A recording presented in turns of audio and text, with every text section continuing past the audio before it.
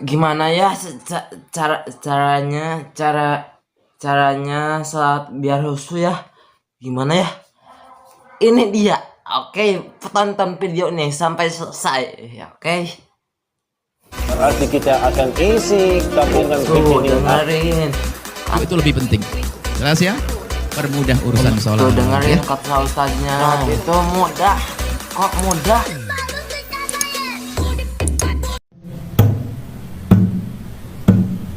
Jangan meninggalkan sholat gara-gara tidak khusyuk. Jangan meninggalkan sholat gara-gara tidak bisa khusyuk. Khusyuk itu adalah pahala lain lagi. Kalau kita berusaha khusyuk pun sudah ada dinilai oleh Allah. Khusyuk itu pemberian dari Allah. Kalau gara-gara tidak khusyuk nggak sholat, susah, nggak ada yang sholat kelihatannya. Apa? Ingat duit, ingat anak, ingat suami, ingat istri. Nanti kalau kita sudah berusaha akan Allah beri kekhusyuan. Kekhusyuan itu wahbi, pemberian dari Allah. Nggak bisa tiba-tiba tenang. Tapi kalau sholat tidak khusyuk tetap sah sholatnya. Hanya yang kurang adalah martabat. Khusyuk itu juga bertingkat-tingkat. Maka sesuai dengan kadar kekhusyuanmu itulah pangkatmu akan melambung. Yang khusyuknya hanya 2 menit ya melambung 2 menit. Yang satu sholat bisa 1 rakaat khusyuk, lumayan. Satu sholat full tidak khusyuk, ya sangat lumayan dibanding yang nggak sholat tuh. Nah, ini sholat tetap, jangan sampai gara-gara tidak khusyuk lalu anda tidak sholat. Kemudian kalau tiba-tiba menangis dan sebagainya, menangis asalkan bukan dibuat-buat, tidak membahayakan sholat. Sampai keluar suara sekalipun, yang dibuat-buat sampai keluar suara membatalkan sholat. Ngapain bohong dia?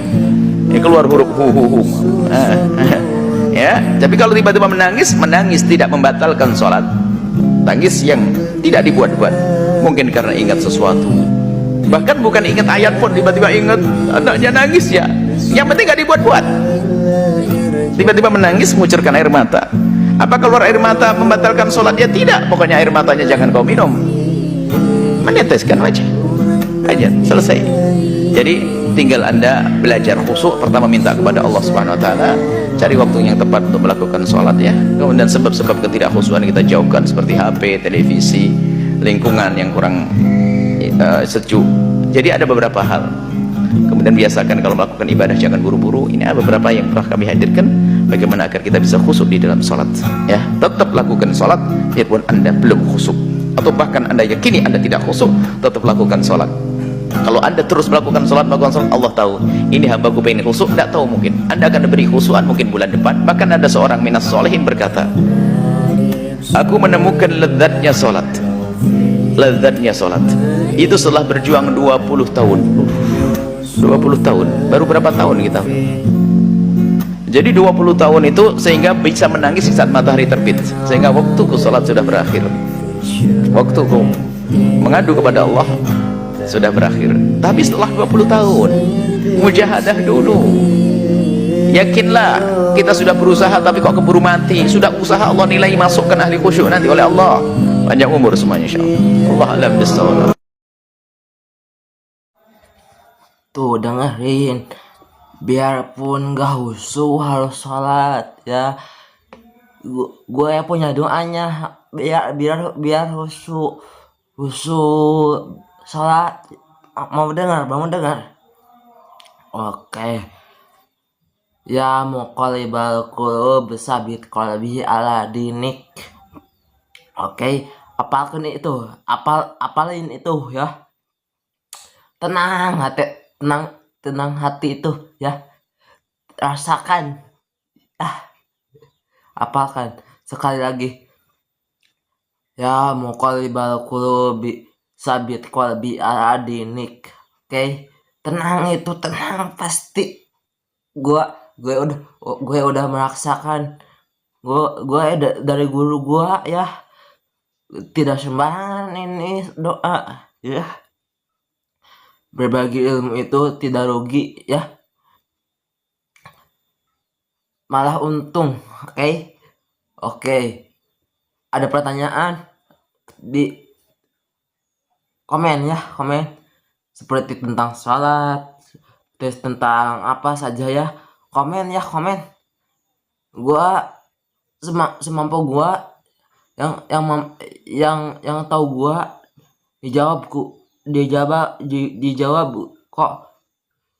Kalau nggak tahu gua mau nanyain ke guru gua ya.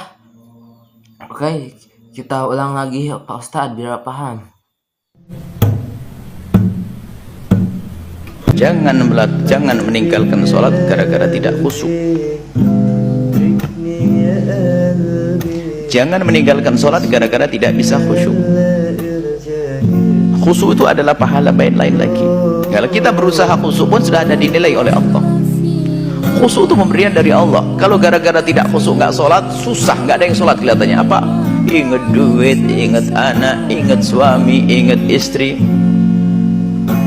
Nanti kalau kita sudah berusaha akan Allah beri kekhusyuan. Kekhusyuan itu wahbi, pemberian dari Allah. Nggak bisa tiba-tiba tenang. Tapi kalau sholat tidak khusyuk tetap sah sholatnya. Hanya yang kurang adalah martabat. Khusyuk itu juga bertingkat-tingkat. Maka sesuai dengan kadar khusyuanmu itulah pangkatmu akan melambung. Yang khusyuknya hanya 2 menit ya melambung 2 menit. Yang satu sholat bisa 1 rakaat khusyuk, lumayan. Satu sholat full tidak khusyuk, ya sangat lumayan dibandingkan nggak sholat tuh. Nah ini sholat tetap, jangan sampai gara-gara tidak khusyuk lalu anda tidak sholat. Kemudian kau tiba-tiba menangis dan sebagainya. Menangis asalkan bukan dibuat-buat, tidak membahayakan sholat. Sampai keluar suara sekalipun, yang dibuat-buat sampai keluar suara membatalkan sholat. Apa ini bohong dia? Ini keluar huruf ya. Tapi kalau tiba-tiba menangis tidak membatalkan sholat. Tangis yang tidak dibuat-buat, mungkin karena ingat sesuatu, bahkan bukan ingat ayat pun, tiba-tiba ingat anaknya nangis ya, yang penting gak dibuat-buat. Tiba-tiba menangis mengucurkan air mata. Apa keluar air mata membatalkan sholat? Ya tidak, pokoknya air matanya jangan kau minum, meneteskan wajah aja, selesai. Jadi tinggal anda belajar khusyuk. Pertama minta kepada Allah Subhanahu Wa Taala, cari waktu yang tepat untuk melakukan sholat ya. Kemudian sebab-sebab ketidakkhusyuan kita jauhkan, seperti HP, televisi, lingkungan yang kurang sejuk. Jadi ada beberapa hal. Kemudian biasakan kalau melakukan ibadah jangan buru-buru. Ini ada beberapa yang telah kami hadirkan bagaimana agar kita bisa khusyuk di dalam sholat ya. Tetap lakukan sholat biarpun anda belum khusyuk, atau bahkan anda yakini anda tidak khusyuk, tetap lakukan sholat. Kalau anda terus melakukan sholat, Allah tahu ini hambaku pengen khusyuk, tidak tahu mungkin anda akan diberi khusyuan mungkin bulan depan. Bahkan ada seorang minas solehin berkata, aku menemukan lezatnya sholat. Lezatnya sholat itu setelah berjuang 20 tahun. 20 tahun, baru berapa tahun kita? Jadi 20 tahun itu sehingga bisa menangis saat matahari terbit, sehingga waktuku sholat sudah berakhir, waktuku mengadu kepada Allah sudah berakhir. Tapi setelah 20 tahun mujahadah dulu. Yakinlah kita sudah berusaha tapi kok keburu mati. Sudah usaha Allah nilai masukkan ahli khusyuk nanti oleh Allah. Panjang umur semuanya insyaallah. Allah alam bisawab. Tuh dengerin, salat itu salat meskipun tak khusyuk. Oke, khusyuan itu hanya Allah yang memberi ya.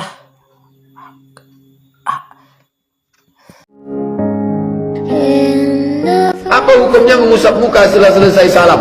Nah, Assalamualaikum warahmatullah. Assalamualaikum warahmatullah.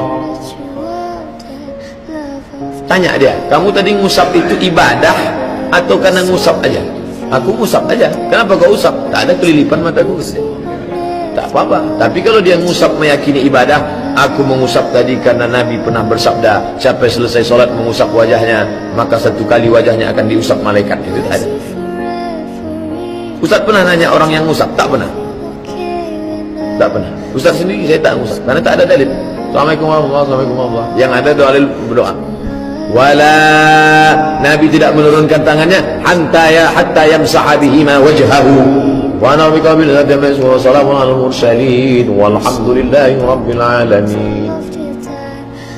Nah, itu ada dalil. Ya gimana Pak Ustadz, gue udah biasa udah sholat langsung ngusap mau usap muka gak apa-apa kan Pak Ustadz? Ya gak apa-apa kan? Gue udah biasa. Masalahnya susah berubahnya. Kalau udah biasa ya gak apa-apa kan Pak Ustadz ya? Gak apa-apa ya. Coba lagi biar paham.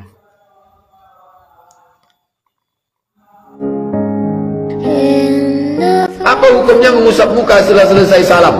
Nah, Assalamualaikum warahmatullah. Assalamualaikum warahmatullah.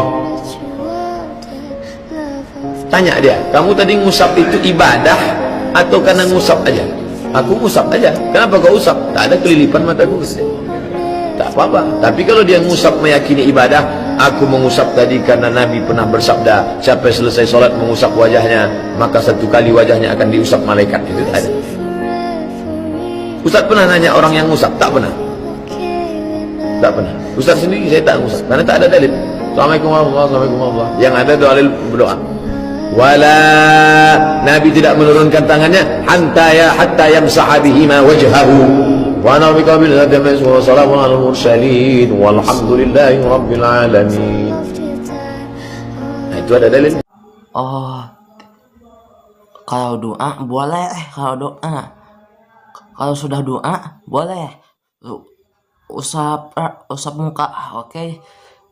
Tapi udah sholat udah biasa gua. Mana lagi? Gak apa-apa kan Pak Ustadz ya? Gak apa-apa ya. Gimana apalin ya. Jangan lupa like, comment, subscribe agar channel gue berkembang. See you. Bye bye. Assalamualaikum.